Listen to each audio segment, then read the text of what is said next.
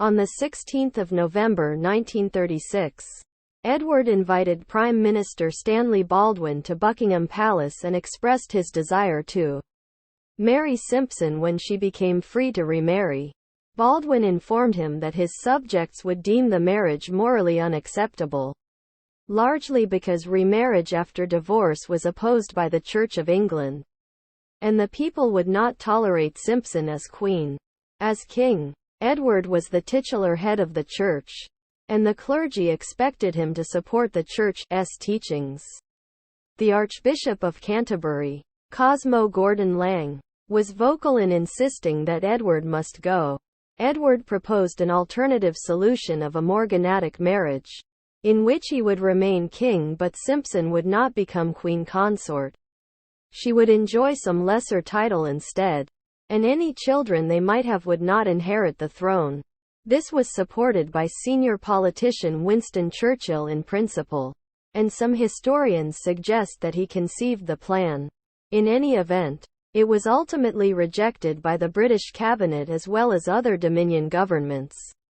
The other governments' views were sought pursuant to the Statute of Westminster 1931, which provided in part that any alteration in the law touching the succession to the throne or the royal style and titles shall hereafter require the assent as well of the parliaments of all the dominions as of the Parliament of the United Kingdom.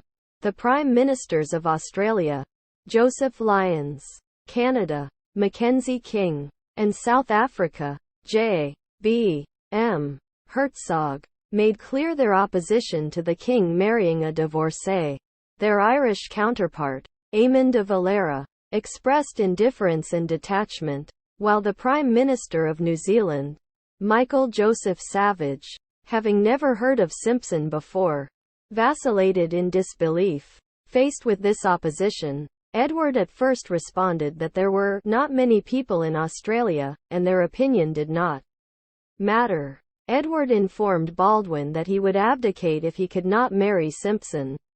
Baldwin then presented Edward with three options: give up the idea of marriage, marry against his ministers' wishes, or abdicate. It was clear that Edward was not prepared to give up Simpson, and he knew that if he married against the advice of his ministers, he would cause the government to resign, prompting a constitutional crisis.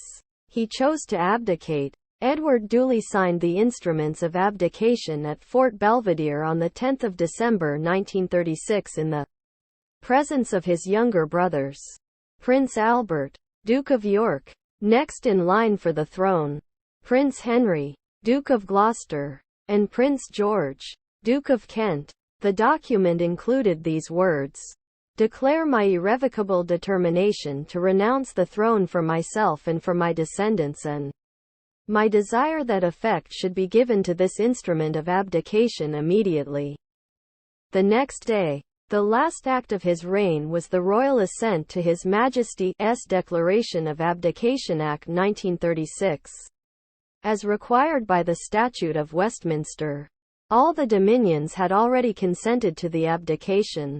On the night of the 11th of December 1936, Edward, now reverted to the title and style of a prince, explained his decision to abdicate in a worldwide BBC radio broadcast. He said, "I have found it impossible to carry the heavy burden of responsibility and to discharge my duties as king as I would wish to do without the help and support of the woman I love." He added that the decision was mine and mine alone. The other person most nearly concerned has tried up to the last to persuade me to take a different course. Edward departed Britain for Austria the following day. He was unable to join Simpson until her divorce became absolute. Several months later, the Duke of York succeeded to the throne as George VI. Accordingly, George VI's elder daughter, Princess Elizabeth, became heir presumptive.